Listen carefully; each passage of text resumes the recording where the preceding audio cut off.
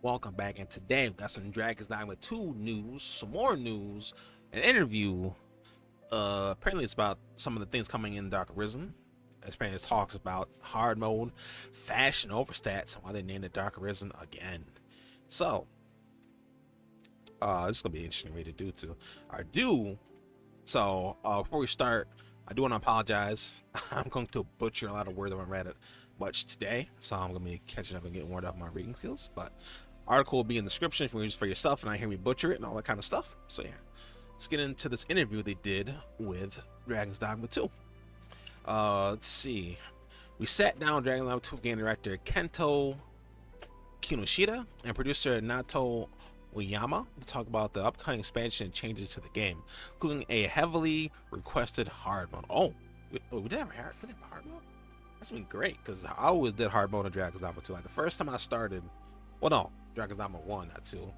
And it wasn't in, only hard mode was at the start of Dragon's Dogma 1 actually.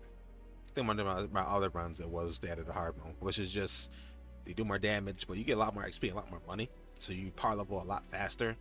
And the game kind of like starts harder, but it kind of gets like things stop. You know, it gets better because like things are more of a challenge. You know, like you're not. This game doesn't feel too easy later on. It's like God of War almost, where you play Give Me God of War, and it starts off like really hard and really annoying, get one shot by things, but then by the end of the game or mid part of the game, it feels right. You know, like it starts feeling right. You know, so.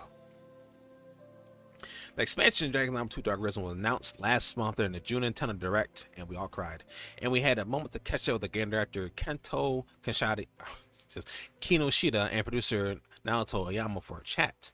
Fan feedback has really shaped the direction of Dragon's Dogma 2 Dark Arisen, with both Kinoshita and Oyama putting heavy emphasis on creating a larger world for players to stay in. Like I said, the one thing I want is them to fix the main story, add some location that we're missing, and that's transmog, and that's the thing I really need, because the main story really got disjointed. Transmog. Oh, and we're gonna Everfall in this, but like I said, Dragon's Dogma 2 didn't need much to be an upgrade, but with this DLC, it's potentially this expansion has potential to be, instead of being a side grade to Dragon's Dogma, could be an upgrade from Dragon's Dogma. Because I always said that Dragon's Dogma 2, much as I love it, it's a side grade to Dragon's Dogma. It's not better, it's not worse. It's more of the same but different. It's like a side grade. So, our restart run. When did development on Dragon's Dogma 2 Dark Arisen start? Did Isamoto have any involvement in the project before leaving? That's a good question right there. Naoto Oyama said, after we released the original game, the base game Dragon's Dogma 2, for over half a year following the launch, we focused on delivering the title updates, and after that was a time when we started developing Dragon's 2 Dark Arisen. You've been cooking this entire time. He hasn't said a single word, and it's not the entire they've been cooking. Kishida-san, the director here, he's the one who has the lead, or was lead of direction from the very beginning when we kicked off the title. So it wasn't like the changing director. Kishida-san was the lead of the game from the very beginning, and he put great care and dedication on how they can expand the base game and make the expansion. So yeah, the project kicked off like that. Let's just start that run. We'll just say, maybe we start that run as the person. Why did you decide to call Dark Arisen again? I mean, it's gonna be more or less the same probably, and I feel like it should be. I feel like if they keep doing Dragon's Dogma, we should just keep it and keep every single Dragon's Dogma 3, Dark Arisen, Dragon's Dogma 4, Dark Arisen, Dragon's Dogma 5, Dark Arisen. They should just always do that. We named the title. We decided on the title after finalizing the content we were creating. At least the idea of the content we were creating. It wasn't titled first, and we're developing the content, but we first finalized the idea of the content we were creating, and then decided on the title. Then there were three main reasons why we landed on Dragon 2 Dark Arisen. First is a strong affinity with the story that unfolds in the new area, and second is the presence of the loop-based gameplay that we were offered in the original Dark Arisen. In the original Dragon's Dogma Dark Arisen, the players experienced a bit of that kind of loop-based gameplay, which I have no idea what it is. I still haven't got to play Dark Arisen, the original one. But players will still be able to experience something similar to that. And number three, third one, yeah. The last one, And number three, the third one, the last one, Jesus, is that we chose a familiar name that will be the easiest way to convey to everyone what kind of elements people can expect in the expansion, which is a great idea. That's genius, because we know Dragon's Dogma, Dark Arisen, and if you hear Dark Arisen, that's just it brings everybody's like mind back to what they're probably going to do, or so it's a good idea. And also, they thought that was a great name for the expansion. So there are the reasons we landed on Dragon's Dogma 2 Dark Arisen. I keep looking at this, I keep thinking God of War. I love this so much. Through these pretty major title updates, you change quite a bit about Dragon's Dogma 2. A player who played the game in 2024 is going to have a drastically different experience than someone in 2026 and on. How do you balance the original creative intent of the game versus the changes from fan feedback for Dark Arisen? Huh. I only did play this when the game first came out, so I'm not sure exactly what they changed, but I'd like to know what they did change. So, first of all, when we designed the base game, Dragon's Dogma 2, we really wanted to deliver a realistic adventure experience, and we think we achieved that successfully in the base game, and we were happy that many players enjoyed that.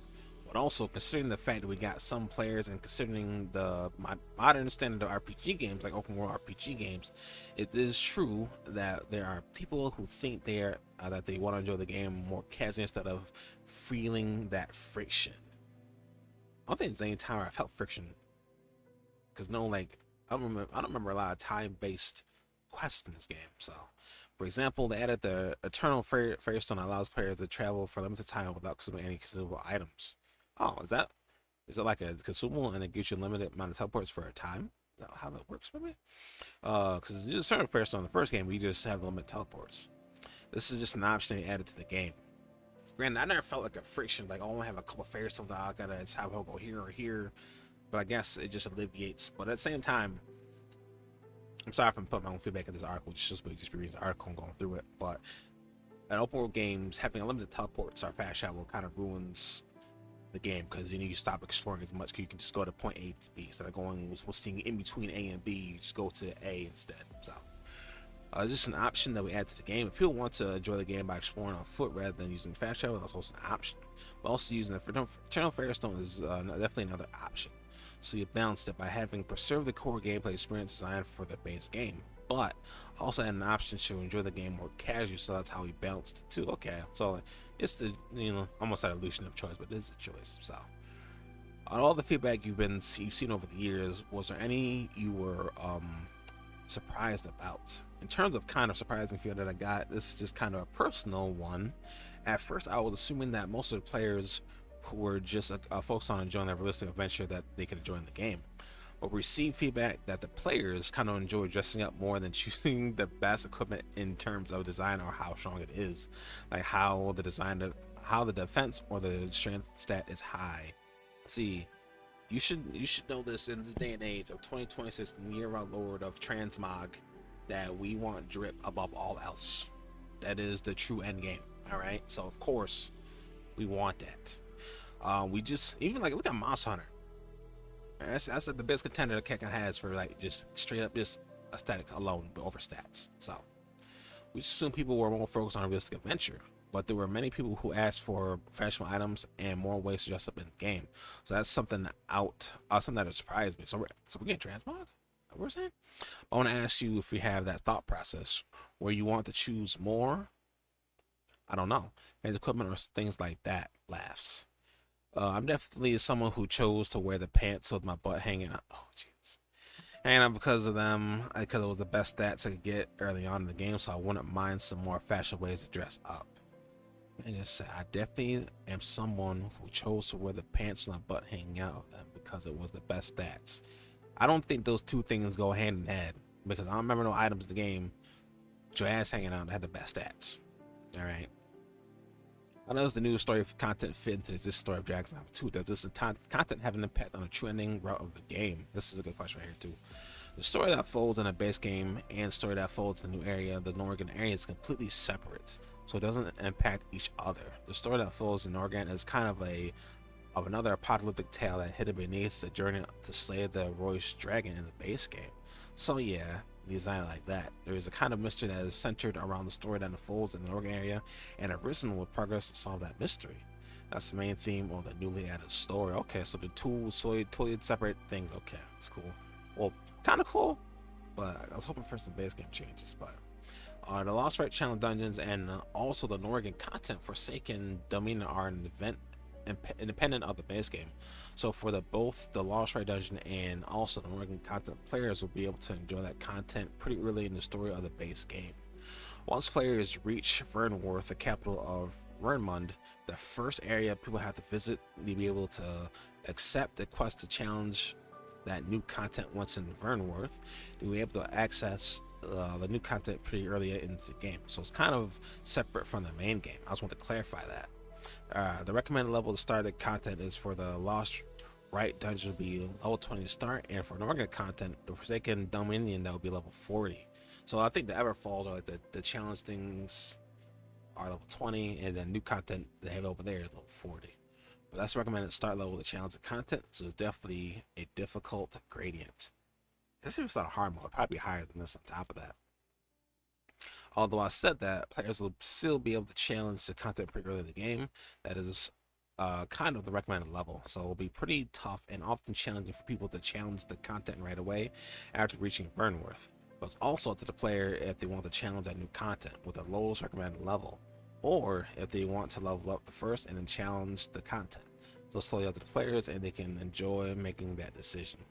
Look at the story I get launched by this man right here. It's hard mode as a hard mode of the game being considered for Dark Arisen. We received feedback from players that releasing the base game wanting a hard mode added to the game. We are currently considering the addition of a hard mode, but for details like when we can release hard mode and what kind of mode that will be, there's nothing we can share at this moment. We hope that we'll stay tuned for official announcement and more details regarding a hard mode. Okay, so this, I guess today they're confirming it. They're saying we can't say anything right now, but there definitely might be something. I'd like to know, because when I do my whole new run, I don't know. So I want to do like a whole new hard mode, also mod run, because I know the mods are pretty crazy in this game too. And hopefully, so I don't know if I want to do a whole new adventure, do the same thing, but I still like the mods add a lot to the game too. Like they have like more enemy density, more enemies, variation, more moves, stuff like that. So it's gonna be a great time. Do you think this is the man? I love this question right here. Do you think a new Dragon's Dogma Online could work today? If you have not played Dragon's Dogma Online, do it. It is fantastic. There is a whole Discord, and you just put your character in there. It's super easy to set up, super easy to play. You set your own server on top of it. It's so good. It's what I imagine. Like, it feels like you're playing Dragon's Dogma 2, but in Dragon's Dogma 1 graphics. That's how it is. It's like it says Dragon's Dogma 1 charm to it, but like kind of how Dragon's Dogma 2 combat kind of works, and there's different classes, people. It feels so familiar but so different at the same time. It's so much fun. I've been so busy I can't really get back to it, but I just have my friends, and it's co-op with it 2 on top. It's a great time. If you haven't played it, go try out Dragon's Dogma Online, please. It's difficult to answer that question, but for now we're just mainly focusing on delivering Dogma 2 Dark Arisen. We hope that people enjoy that one first, laughing. He's avoiding the question. And I wouldn't be against Dragon's Dogma 2 Online. I would not be against it. Let's see if it comes to America and not just, I think they're kind of done making games only in Japan over there, so we should get games all over the place. How did you land on the right system as a new gameplay loop for Dark Arisen? A new motivation behind kicking off this project was mainly that we received passionate feedback from players that we have played Dragon's Dogma 2 and that they want to play the game more. They want to enjoy the world of Dragon 2 more, and also especially they want to really enjoy the combat more. And what better way to do that is bringing back relics and RNG stuff. So we carefully designed the combat system, and combat was the main focus in designing the new content in Norgan. We want to also make challenging content for players in a new area. As you already announced, you'll be adding new weapon skill slots and also new skills for each vocation. But beyond what players have equipped in terms of skills and weapons and vocation, things like that, we want to add more layers onto that. So by praising these relics and relic cycling system, there will also be unique skills for each spoil you praise. Now I wonder if they're doing this like as a supplement to also not give us new classes, but to give us more in classes you already have. I wonder. because it really would make Wayfarer shine even more with stuff like this. But I do hope we still get new locations on top of that. But I don't think we got those in Dark Arisen at all. So I'm not too hopeful for it, but hopefully we do get notifications. We haven't said anything about it, but we'll see. So you have another layer of how you want to build your Arisen, like your player, your character, and then the content system will go more in depth, not just about the vocational skills you have, but also what you want, what you will equip, and what kind of skills you want to combine with weapon skills you've equipped, which adds that layer and makes the game more enjoyable and more challenging. That's the motivation behind designing that. And I think that's the end of the article right here. So, M2 Dark Arisen launches on October 9th, 2026 on all the consoles. So, cool article, a lot of cool questions here. I like the Dragon's Dogma Online question. There's a lot of good questions. This is, for a journalist. It's actually some solid questions and a lot of things I find pretty entertaining to actually learn about. Very curious though what they're gonna do with the DLC. We're still 4 months out. Well, we're in we're in July right now, so August, September, October. No, we're 3 months out. 3 months. So I'm pretty sure we get a new announcements. Probably they're probably gonna start rolling a lot of the information out there in September, probably. And then we're gonna go up from there. There'll be even more articles about that. So I will keep you posted about that up until the day the game comes out. Article will be in the description for you to read for yourself and have me butchering all over it. But other than that, I think we're done here.